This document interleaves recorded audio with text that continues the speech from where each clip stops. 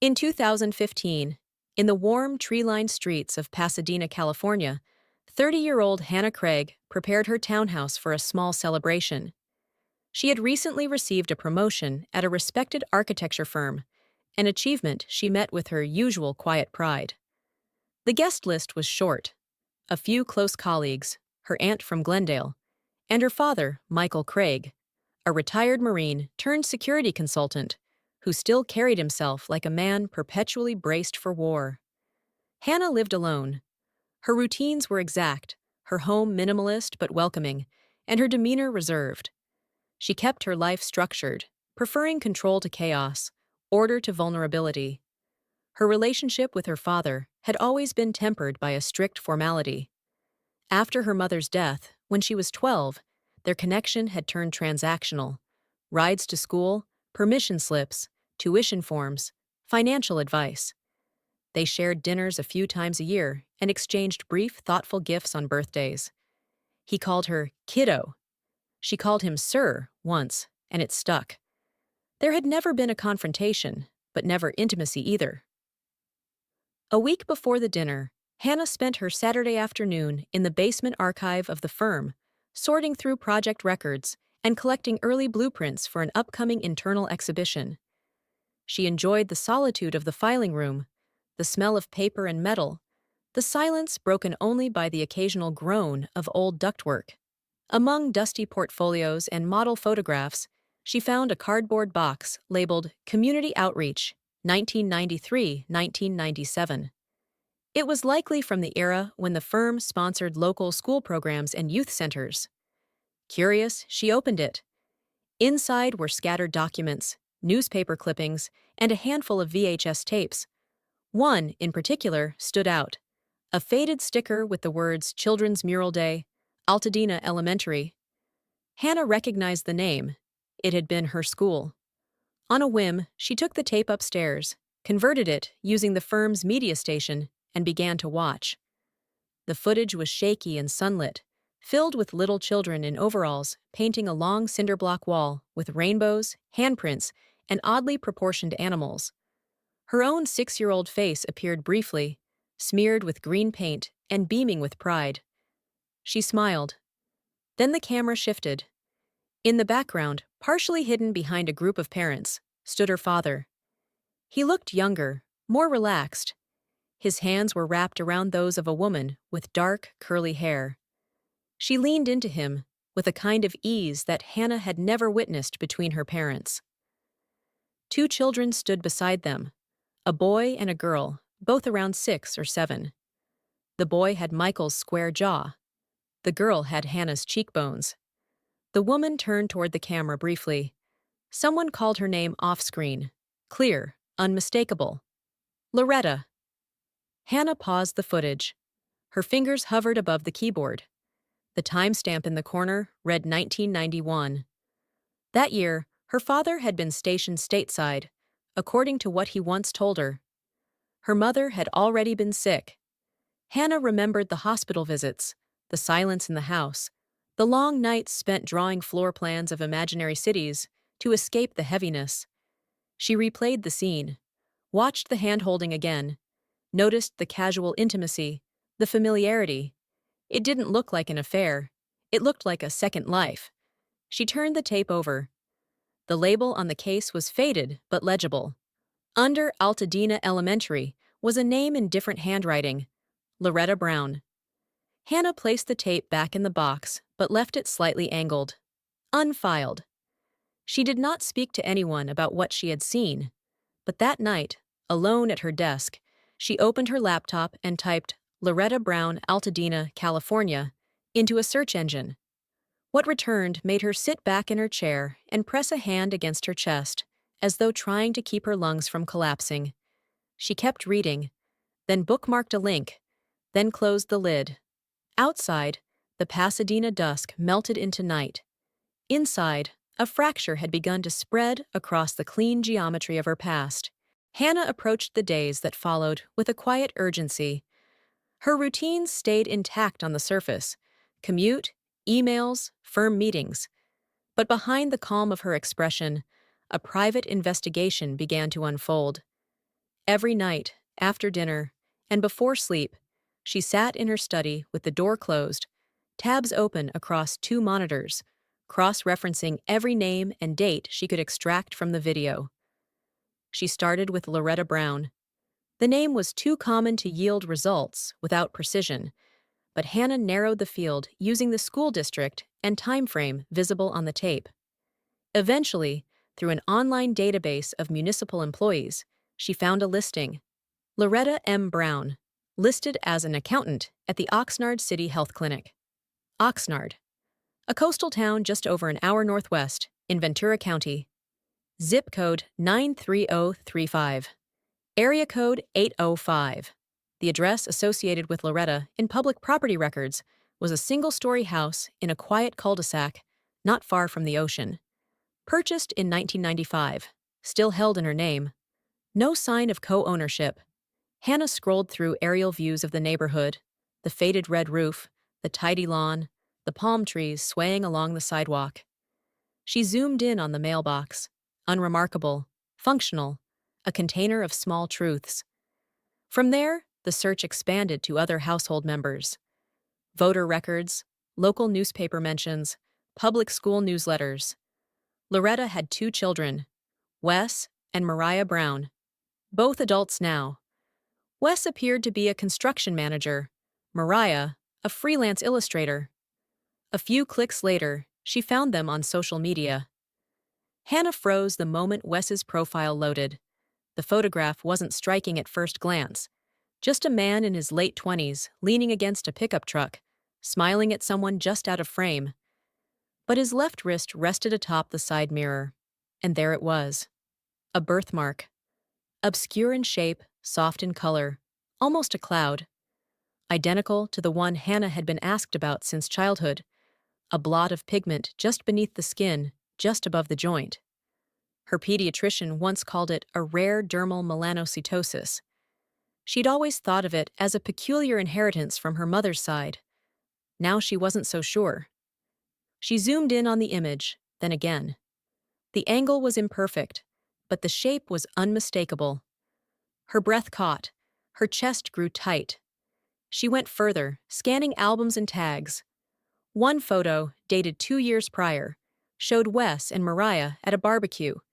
In the background stood Loretta, older but instantly recognizable. In the caption, someone had written, "Great day with Mom, Mariah, and Papa Mike."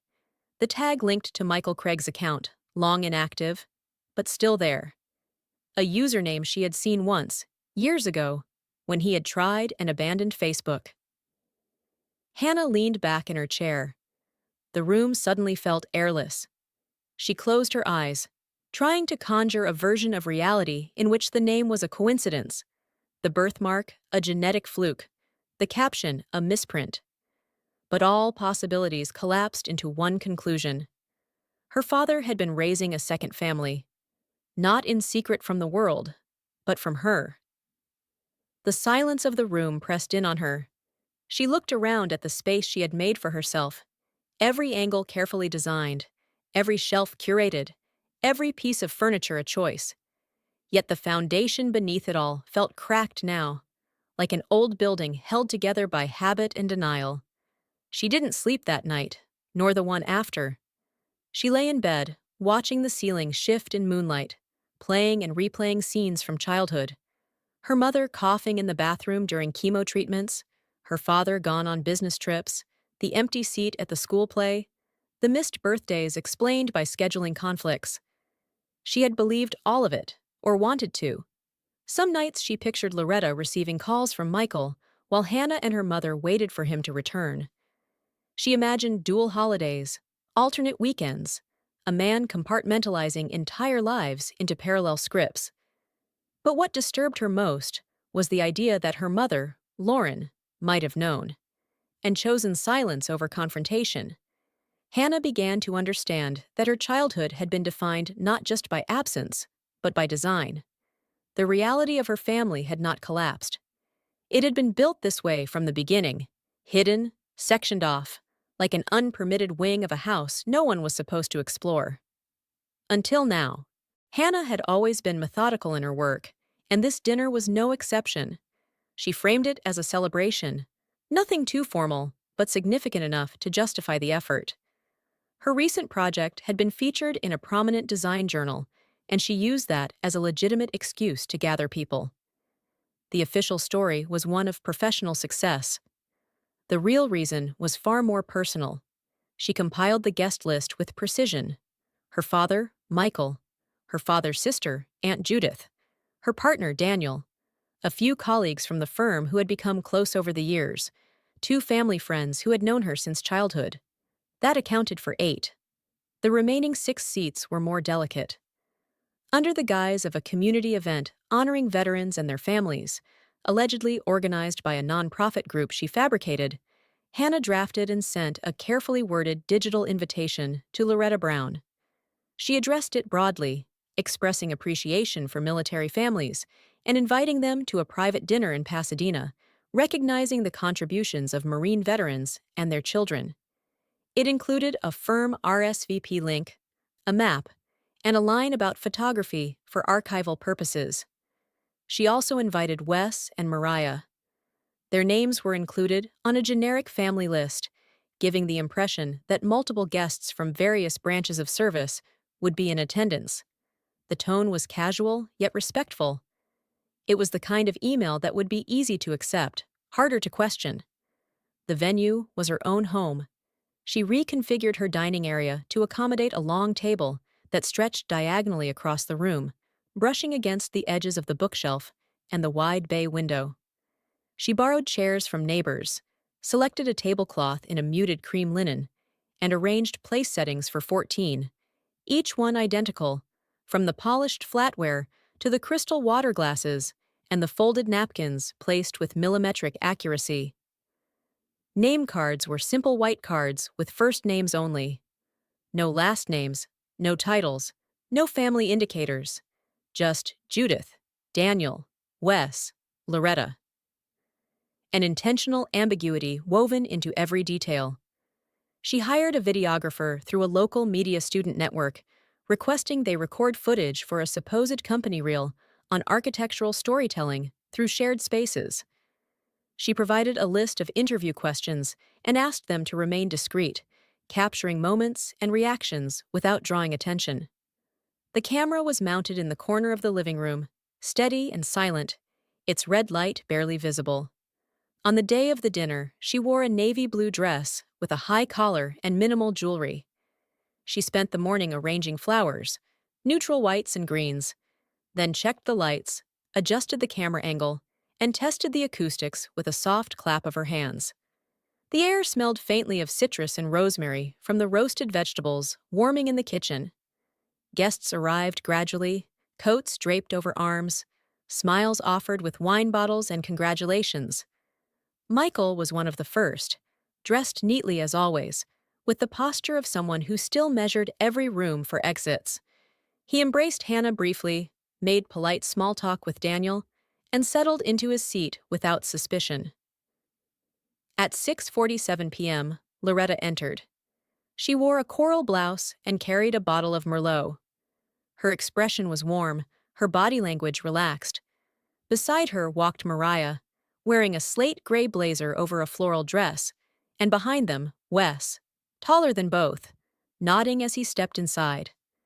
They scanned the room with polite curiosity, unfamiliar faces mingling in conversation. No one questioned their presence. No one recognized the strangers across the table. Hannah watched from her seat in the center, her fingers resting lightly on the edge of her plate. The table, so carefully arranged, stretched like a stage. Conversations overlapped, silverware tapped against ceramic, glasses clinked. But beneath the noise, patterns emerged.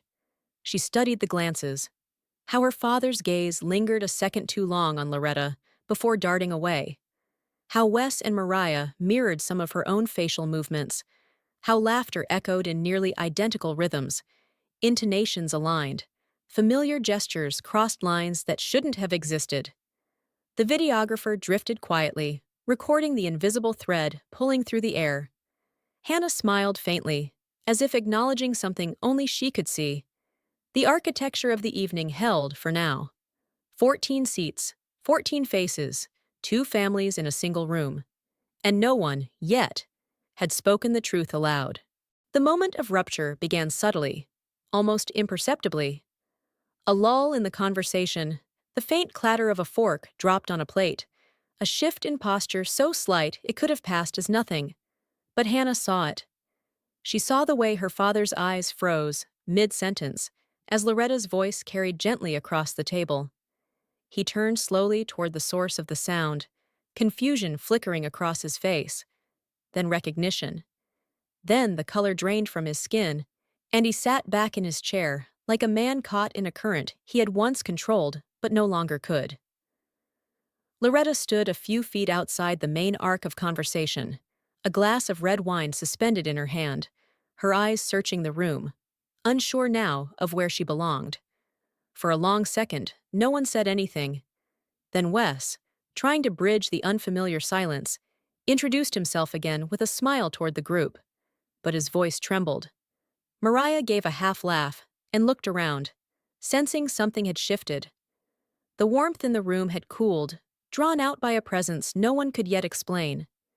Then came the crack, small, sharp, human.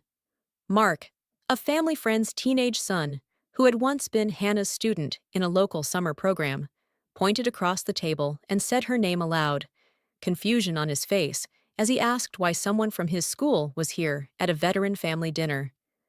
That sentence, casual and naive, cracked the surface. Heads turned, eyes moved like searchlights.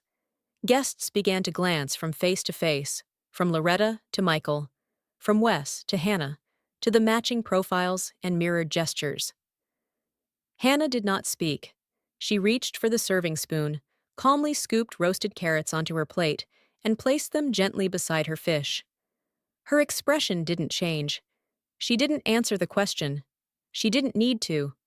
Her father shifted in his chair, attempted to rise, his hand moving slightly toward the table's edge as if to ground himself before speaking. But Hannah raised her hand, not in anger, not in command, simply to indicate that his words were not necessary here, that he had already said enough, through omission, through decades, through design. At that moment, the television in the corner of the room flickered to life. No announcement was made, no one acknowledged it, but the guests turned instinctively as the screen began to play a silent slideshow. A sequence of photographs, curated by Hannah in the preceding nights, filled the frame. Black and white snapshots, sun-washed film strips, Polaroids with curling edges. Images from 2 childhoods unfolding in parallel. Her own birthday party at age 5, paper crowns and cupcakes. A similar photo of Wes at what could only have been the same age, with the same shy smile and cake-smeared chin. The transitions were slow, deliberate. Each image was followed by another echo of it, a pose mirrored, a costume repeated, a backyard that looked eerily familiar. There were no captions, no narration, only timestamps in the corner, some faded, others crystal clear. 1992, 1994, 1996. Faces changed, grew, and separated by geography, yet aligned by genetics. Those who looked closely saw it. The unmistakable likeness, the same curl in the jawline, the same shadow over the brow, the same man reappearing again and again in both timelines. The room quieted into an almost sacred stillness. No one reached for more food. No one raised a glass. Even the clink of ice in a water pitcher felt too loud. Loretta watched the screen without blinking. Her face, once open and gracious, closed in on itself. Realization bloomed, not of Hannah's identity perhaps, but of her own displacement, of what had been orchestrated here tonight. She set her glass down on the credenza and stepped back. No words, no accusations, just a small, restrained nod toward no one in particular before she walked out the front door, leaving it slightly ajar. Wes followed. Then Mariah, her expression unreadable, carrying her jacket over one arm. One by one, the guests made their excuses. Quiet, tense, hurried. Some offered nods of sympathy to Hannah. Others avoided her gaze entirely. The chairs scraped against the hardwood floors in uneven waves as the gathering dissolved. Only Michael remained seated, hunched now, hands clasped in front of him on the edge of the table. His plate sat untouched, the fish grown cold, the wine glass half full. He looked at the television, then at the floor. He didn't speak. He didn't move. He simply existed in the ruins of a dinner he had never imagined would come. Hannah stood and walked to the window, drawing the curtain halfway closed. Outside, the last taillights disappeared into the night. The house was still. The table, once perfectly set, was now cluttered with silence. No one had made a toast. There had been no laughter after dessert. Only the heavy truth, served without ceremony, consumed by all. The room had emptied, but the evening was far from over.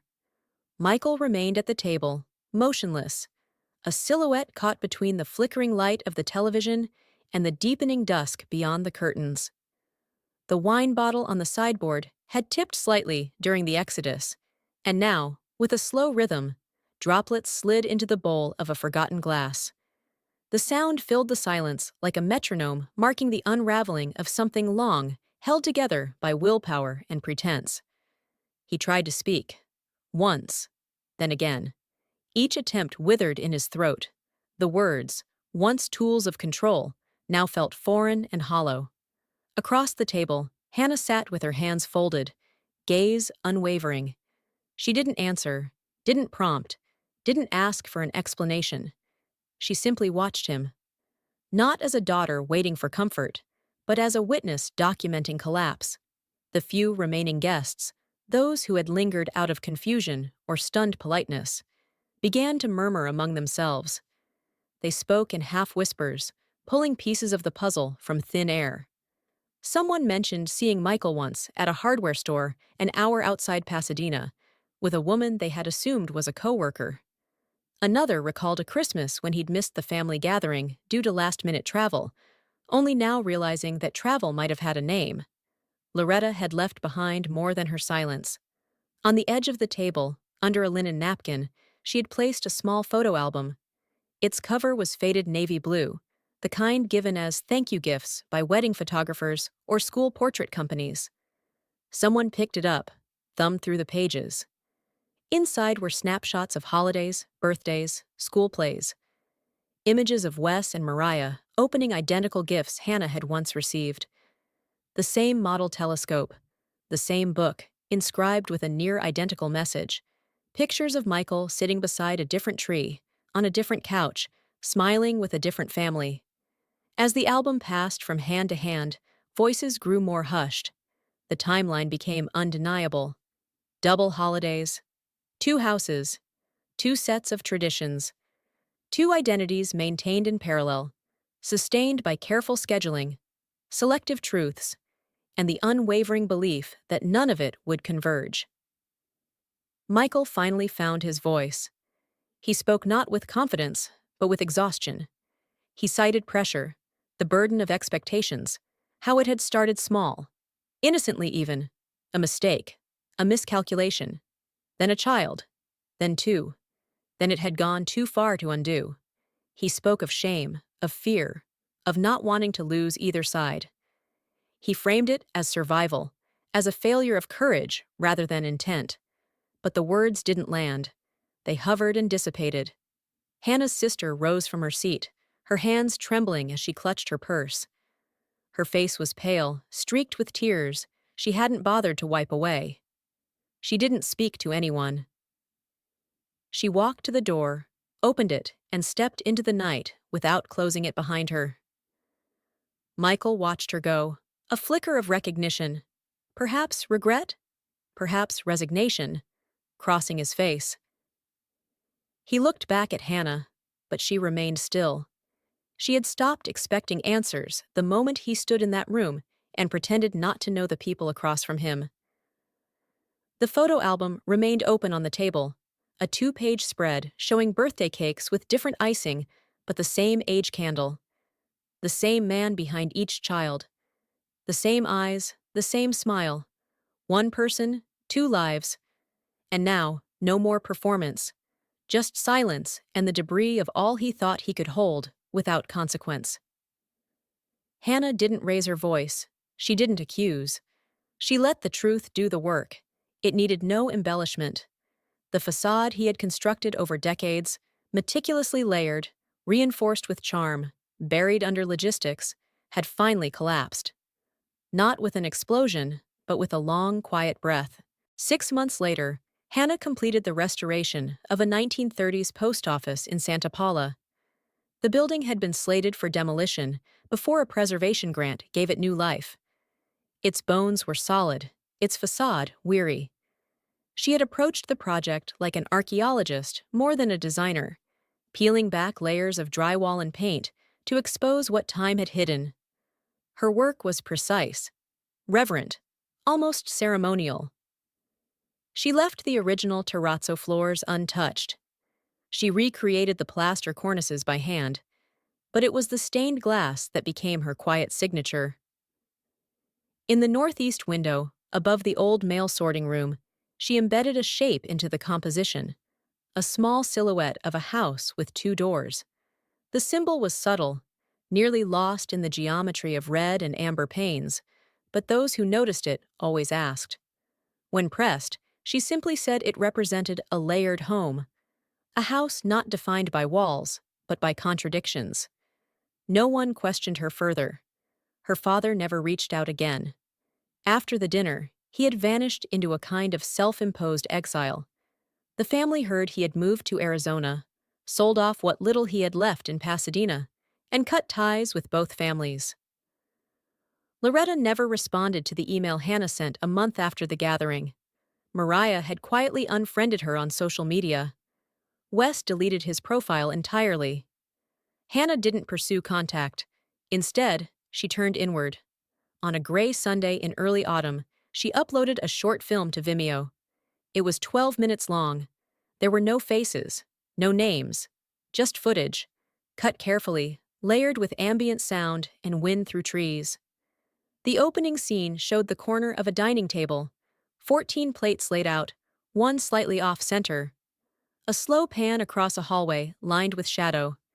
Snippets of the dinner footage appeared, mostly hands passing dishes, glasses raised mid-gesture. Then flashes of staircases, both real and sketched, each one leading upward but split at the landing. Forked paths. Nowhere to rest.